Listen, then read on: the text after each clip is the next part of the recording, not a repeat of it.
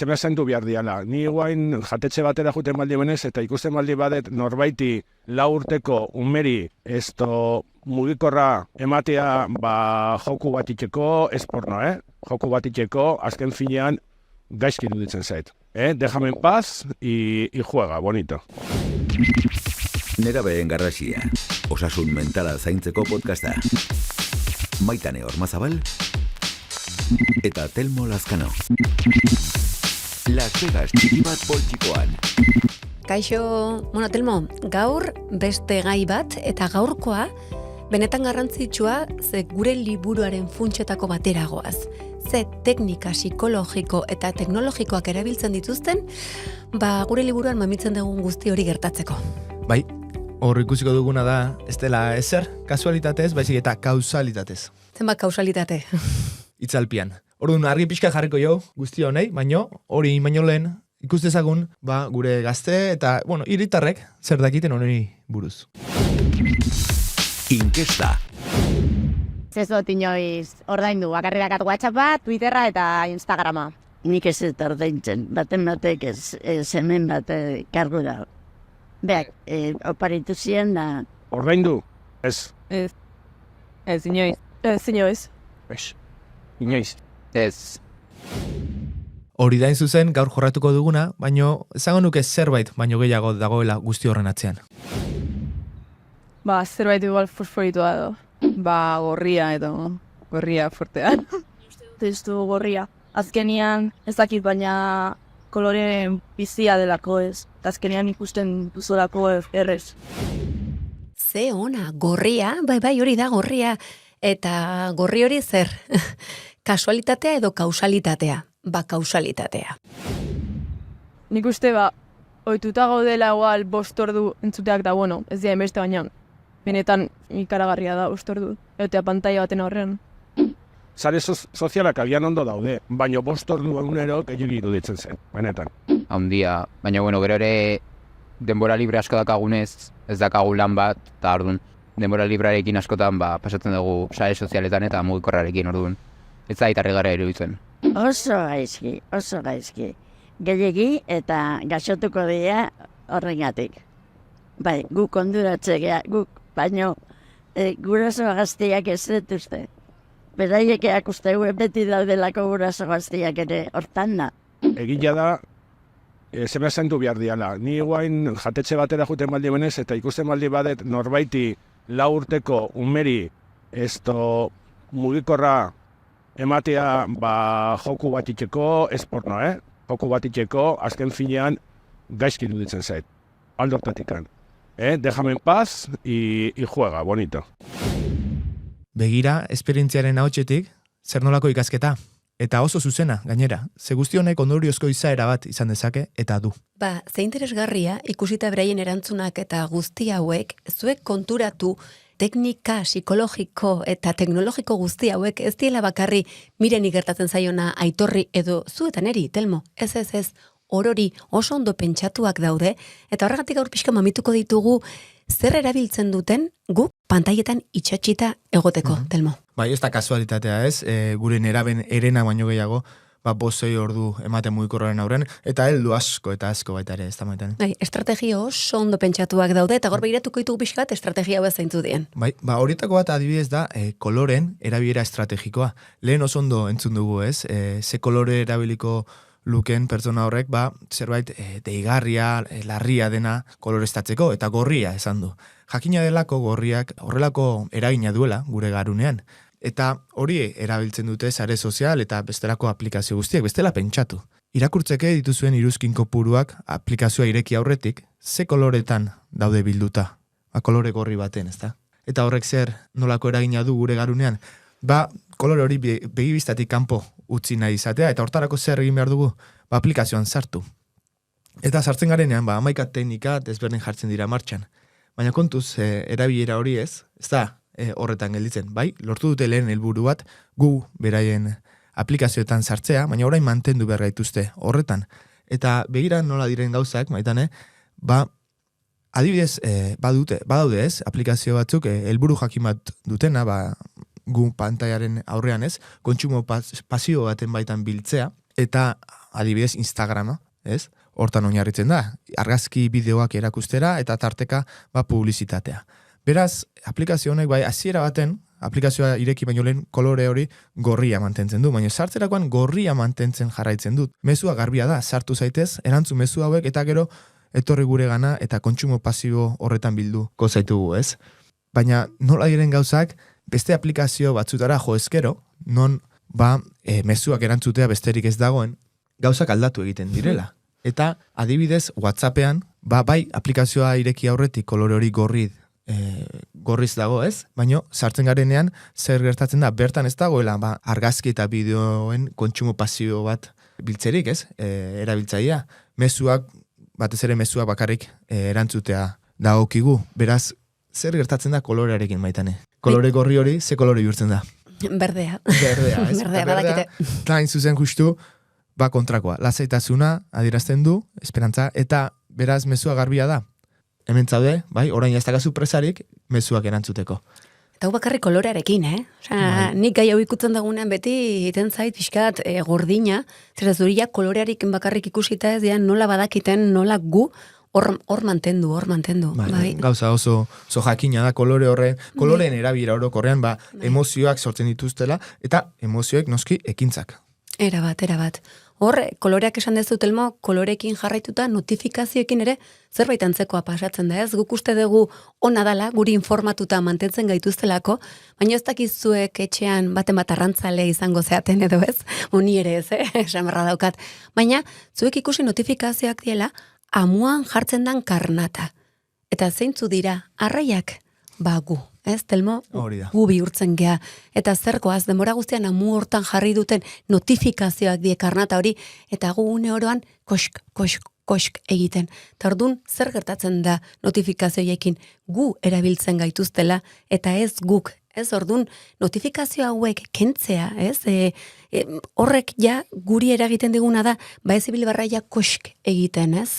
Holaxe da guk mugikorra erabiltzea eta ez berak gu. Era bat. Eta era berean aurreko teknikarekin amaitzeko zalantzarik ez izan, telefonoa modu monokromatikoan jarri ezkero, denbora erabilera murriztuko dela zuzenean. Era batez, bai kolore hortan, eta baitaren notifikazioak entzean ja, sango genduken pixka bat, beraren gandi pixkat urrundu gaitezkela, ez? Mobila eta gure arteko erlazioari pixkat osasuntxoago bihurtu daitekela. Eta teknika hauekin batera, ez, hor dugu scroll infinito bera, ez? Scroll infinitoa teknika psikologiko, teknologiko bezala ere definitu dezakegu, baina garrantzitsua da agian zergatia azaltzea, ez? Eta hor, aintzat hartu berdeuna da ondorengoa, gure garunak zailtasun oso handiak dituela zerbait plazer sortzaileari stop esateko, ez? Eta horretaz baliatzen dira, orain burura datorkit egintzen ikerketa bat, bai? Jarri zuten bi katilutan sopa berdina, bai? Baino katilu bat azpitik berrelikatu egiten zen, amaigabea zen alegia. Eta ondorengoa gertatu zen, amaigabea zen katilu hortatik, pertsonek 173 gehiago kontsumitzen zuten, ez? Baitu, Nolabait adierazgarria ez zailtasun ditugun zerbait plazer sortzaileari onaino. Bai. Ez da pesateko, ez? Hau ze garrantzitsua ze orain Maria mugikorrean dagonean, ez? Eta scroll egiten nahi da momentu hortan guk esan duen baino geldi. Hori da. Asko kostatzen zaio, ez? Geldi hori ez berekiko egitea. Enpresa teknologiko hauek oso ondoak izkite zeintzu diren gure gabeziak eta pasioak baitaren noski, eta ustiatzen dituz, eta scroll infinitoa da kasuetako bat, ez? Azkenean eduki amaikabe bat eskaintzen zaigu guztioi, zailtasun handia dugulako stop hori eiteko, eta bideojokotan berdin gertatzen da. Zuek, ez da, ezautza aldezu, partxixera adiktoa den pertsonik. Ez da? Horaingo zez bintzat. Guk ez bintzat. Baina lolea edo Fortnitera, edo bestelako gaur egungo jokoetara, asko geroz eta gehiago, zoritxarrez. Eta zergatik, ez du lako, hasiera bat badu, baina amaiera bat ez. Beti daude pantalla gehiago, sari gehiago, eta horretan biltzen gaituzte, ez? Eta, ez dakigu, hori nola kudeatu, eta nahi baino denbora gehiago pasatzen dugu pantaien aurren, hori baita beraien helburu nagusia. Bai, orduan adi ez gehala bakarri guk ez, baizik eta beraiek erabiltzen dituzten estrategia guztiek ezagutu beharra dauzkagula gaur bezala, hauek ez, guk kontrolatu beharrean guk beraiek kontrolatzeko. Halaxe da, gero ikusiko dugun bezala, ez dagoelako askatasunik ezagutza gabe. teknika teknologikoak ikusi ditugu, orain teknika psikologikoak eta pixka pragmatikoagoak izango ga pixka hobeto ulertzeko, eta YouTubeko plataforma hartuko dugu naiz eta beste guztietan ere erabiltzen dituzten, Oain datutxo batzu, Telmo. Hori da, bai, honei pixkat ez, pragmatikotasun hori jartzeko, YouTube plataformara joko deu, eta bertan ondorengo datua diteu ez, 2.000 milioi erabiltzaile ditu plataforma honek. 1.000 milioi ordu kontsumitzen dira egunean. Eta 800 milioi bideo baino gehiago ditu. Neri onlako gauzak entutan, benetan oio ipurdia jartzen zaitela, zenbateraino erabiltzen ditugun, Bai, datu baten faltan gaude, agian areagotuko duena oio ipurdi hori, kontsumo horren 70%, gomendatutako bideoen bitartez etortzen zaigu edo egiten dugu. Eta Neil Mohanek, zantzuen Masterful Recommendations. Entzun oso onak bihurtu zirela bideoa gomendatzen, eta etzun gezurrik ezan, baina etzun esan ez da ere zertzegoen horren atzean. Ze teknika psikologiko erabiltzen zituzten horren eraginkorrak bihurtzeko. Eta hoi esek emango diteu argitara orain, edo hoietako batzuk behintzat. Eta horretan murgildu baino lehen, nik uste deigarria edo hausnartu beharko genukela, oantxe epatu ditugun datu hauen inguruan. Ze ondo irakurtzen baldin baditugu, ondorioztatuko dugu, gure gizarteak jasotzen duela, 700 milioi orduren kontsumo dozi bat, berak printzipioz bilatu ez duen zerbaiten inguruan, eta noski 800 milioi bideoietatik 10 bat gutxura bera eskentzen zaizkigu. Beraz, ondoriozta dezakegu, gizartearen 170 kontsumitzen duenaren 189,9 txapela lehen etxita dagoela ulertzen eta hautatu ez dugun logika algoritmiko baten bitartez. Eta horrela gare ez? Osea, sobreinformazio ikarragarri handi batekin beharrez degun informazio pila bat gure, ez? Garun eta gorputz emozional guztian sartuta ezin kabitu. Nik uste zer pentsatu ematen duela eta, libre gara nahi duguna kontsumitzeko bai, baino begira ze baldintzetan, ez? Baina oazen, ez? Aratago hausnartu eta sakondu ezagun nola bihurtu diren horren onak, ez? Bideo hauek gomendatzen. Eta hortarako sartu behar gara zuzenean logika algoritmiko honen erradikalizazioa aztertzera. Eta adibide bat jarriko dugu hortarako. Demagun, nik gustuko ditu dela hegazkinak lehorreratzen ikustea. Hasiera baten, nahitane, ondo agizun bezala, YouTubek gomendatuko iskit hegazkinak lehorreratzeak, ez?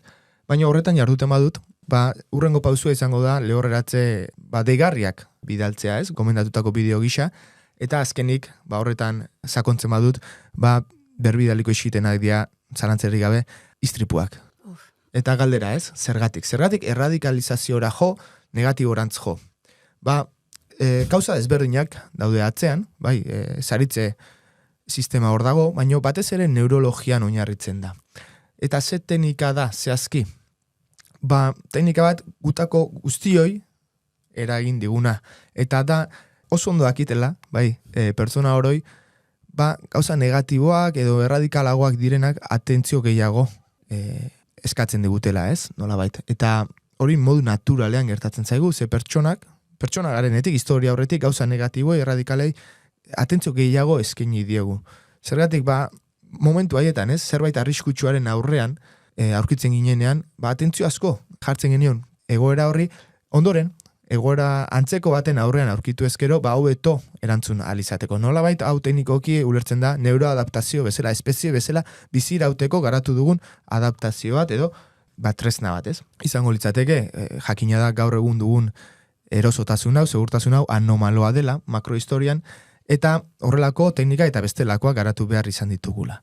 Baina honei pixat nolabaiteko zehaztasun handiagoa jarri ezagun adibide praktiko bat, ez? Gertatzen dena. Eta serioa dena. Adibidez, pertsona bat bortxatu ezan balin bada, eta bortxatzaia momentu horretan kolonia forte bat balin bazuen soinean, hortik urte batzutara bortxatua izan den pertsona horrek, usai hori edo kolonia hori berriz ere usaitu ezkero, zuzenean automatikoki defentsa mekanismoak jarriko zaizio martxan, amigdala zehazki, argi eta garbi izango diona, ez zaizula usaia gustatzen edo uko egin behar duzula. Eta pertsona horrek ez du zertan, gogoratu behar zergatia, era berean, selfie bat atera ezkero eta sare sozialetara igo ezkero, eta 21 iruzkin jasotzen baditugu, 21 horietatik 20 balin badira oso positiboak, baina bakarra negatiboa, gutako gehienok egongo gara buruan run, bueltaka ez, negatiboa izan den horri, nahiz eta 20 aldiz presentzia gutxiago izan. Modu naturalean, eskaintzen diogu, gauza negatibo, erradikalogoi, atentzio gehiago, eta logika algoritmiko honek oso ondo daki, eta hori ustiatzen du. Baina hori ustiatzen duen bezala ustiatzen du ondorengo teknika psikologikoa. Eta da, konfirmaziozko sesgoa bezala ditzen da, baina baita ekonomia kognitiboa. Eta zertan datza? Ondorengoan. Oso ondo dakizu, Maitanek, eta ni uste guztiok oso ondo dakigula, gure aurre iritziekin bat datozen edukiei, nolabait, atentzio gehiago eskentzeko joera hori dugula, ia guztiok. Demagunenik ezkerreko politikak ditu dala atsegin, eta beraz, ezkerreko politikak jorratzen dituzten edukiak gehiago kontsumituko ditut, eskubikoak baino, edo haragi jalea balima naiz, haragi jaleak, nolabait sustatzen duten edukiek, presentzia handiagoa dute, nigan, vegetarianoekin alderatuta, ez? Modu naturalean. Eta hori ustiatzen dute, ze zentzutan, oso ondo dakigun bezalaxe, zerbait kontsumitzen azten garenean, izan deportiba batzuk erosi nahi ditu dala, ez? Deportibak begiratzen azten balima naiz, horrelako edukiak berbidaliko zaizkit. Baina kontuz, ze nolabaiteko burbuia efekto bat du guzti honek. Eta berbidalketa horretan, geroz eta selektiboagoa bihurtzen hasiko da, geroz eta nolabait, mugatu bezala ez, mugatzen doa hori. Hori, biltzen gaituzte gure aurre iritzien burbuia baten baitan. Akademikoki ekotxamber izena du honek, eta hasiko gara nolabait gure aurre iritziekin bat datozen edukia kontsumitzen 180 baten baitan. Amaituko dugu. Baina, nun dago hemen arriskua? Burbuia, gure aurre iritzien antzeko burbuia baten biltzen gaituzten neurri berdinean, eramaten gaituztela apur bat aratago. Eta apur bat aratago. Eta apur bat aratago, ze erradikalizazio efektu hori ematen ari da. Eta konturatu gabe, gure ahotsen edo aurre iritzien burbuia baten baitan sartuta gaude, baina askoz ere aratago joan dena. Polarizazio ikaragarrian. Eta alaxe da, horrela ulertzen da gaur egun ematen den polarizazioa neurri handi baten. Eta arriskutsua da, zergatik zer da egia? Realitatearekiko dugun pertzepzioa, eta bestelako horik ez badugu kontsumitzen, ez badugu jasotzen dugun ura lotuko dugu egiarekin, eta askotan egia absolutuarekin existitzen ez dena. Eta orain Maitanek, galdera bat, zuretzat edo entzuten ari zaigun horrentzat baita ere. Egia da, teknika guzti hauek, eta bestelakoak, aipatu ez ditugunak, eduki guztietan ez dutela eragin berdina. Demagun nik katuak dantzen ikustea dudala gustuko, hor ez du margen handirik, ez? Agian barriagoak bihurtuko dira, baino pentsa ze gertatu daiteken 12 urteko neskatxa batek, Mirenek, iraina jaso balin baditu eskolan, bere fisikoa dela eta etxera joan eta gurasoen babesa aurkitu beharrean YouTuberen babesa bilatzen saiatzen bada. Eta bertan plataforma honetan bilatzen balin badu zer jan beharko lukeen 12 urteko neskatxa batek argaltzeko.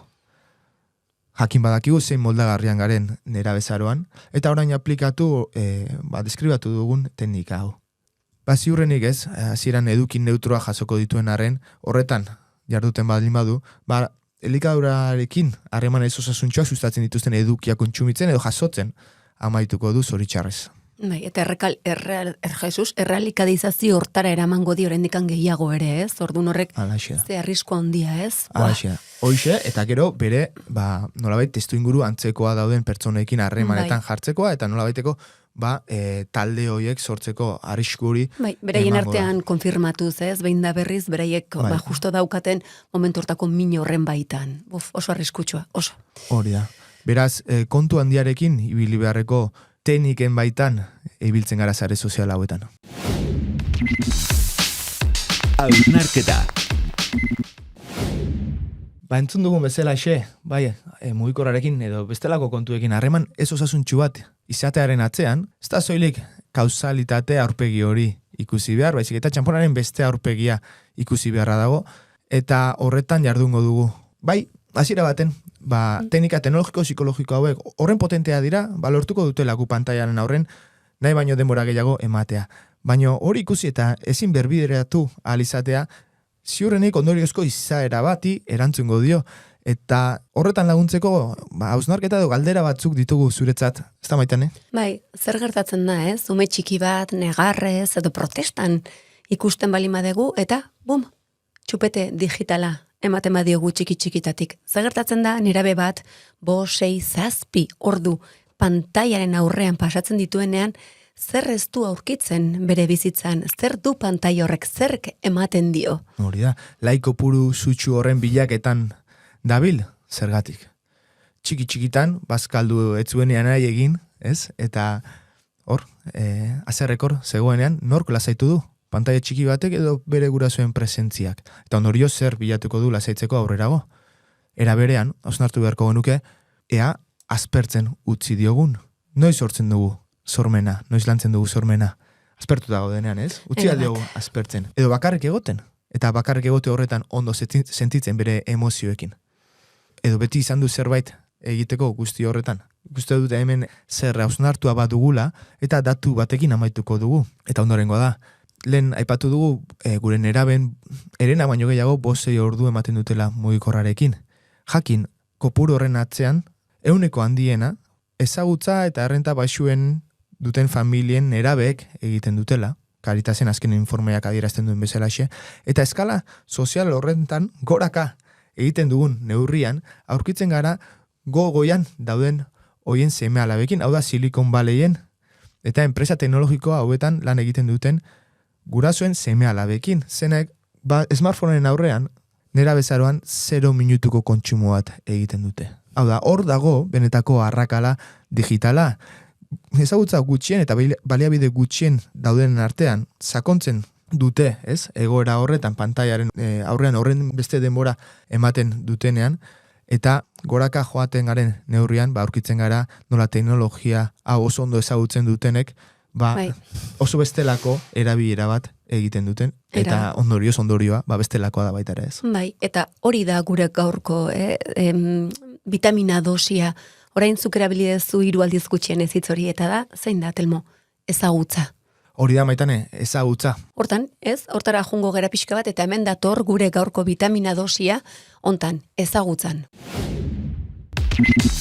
Vitamina dosia. Egia da, ez, vitamina dosi gehiago ikusiko ditugula beste podcast batzuetan, baino gaur batzekin gelditzeko, esango genduken hau dela ezagutza, eta zergatik eta zertarako da ezagutza, Telmo. Maitane, bada demora desente, filosofo greziar bate, hola buruzoia, eta bizarro soluzea zuen batek, esan zuenan legez, ez dagoela, askatasunik ezagutzi gabe. Askatasunaren oinarria aukeratu ahal izate horretan datzala, eta aukeratzeko ezagutu berdeula, ez? Ezagutza hori berdeula. Eta honetan nik uste dut hoixe gertatzen dela, ez? Adibide batekin ikusiko dugu. Maitane, aukeratu A atea edo B atea. A atea. Bai. A atean dago lehoi maltzur bat gozez, eta B atean aldiz zure familia, zure zai, bazkai polit bat jaten azteko. Berrize aukeratzeko eskatu ezkero garbi dago, ez?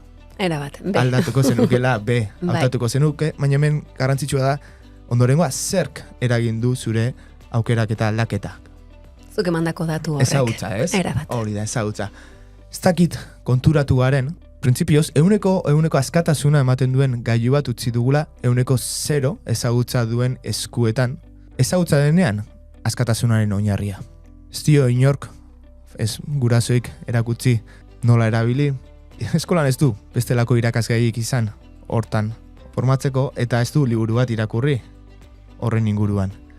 Konturatu algara, ze trampatan erori garen. Hausnarketa honekin amaituko dugu gaurkoa, Maitane? Bai, gogoratu, ez? Oso askeak uste dugula askoetan, baino nik uste oso askatasun gutxi dagoen gizarte batean bizi garela. Así hortarako badakizue, altxa burua. Liburu irakurri. Eta altxa osasuna, hurrengor arte. Nerabeen garrasia entzun duzu. Nerabezaroko osasun mentala zaintzeko podcasta. Zuzendaritza Iñaki Beraetxe. Gidoia eta aurkezpena Maitane Ormazabal eta Telmo Lazkano. Irudi grabaketa eta edizioa Xabier Larrañaga. Soinu grabaketa eta montaiak Iñaki Beraetxe. Grafismoa eta postprodukzioa Lander Rallon eta Arantxa Konde. EITB podcasten entzun eta jarraitu dezakezu Nerabeen garrasia. EITBren YouTubeko kanalean ikusi eta zure gustuko plataforman ere topatuko gaituzu. Ondaimen ekoizpena.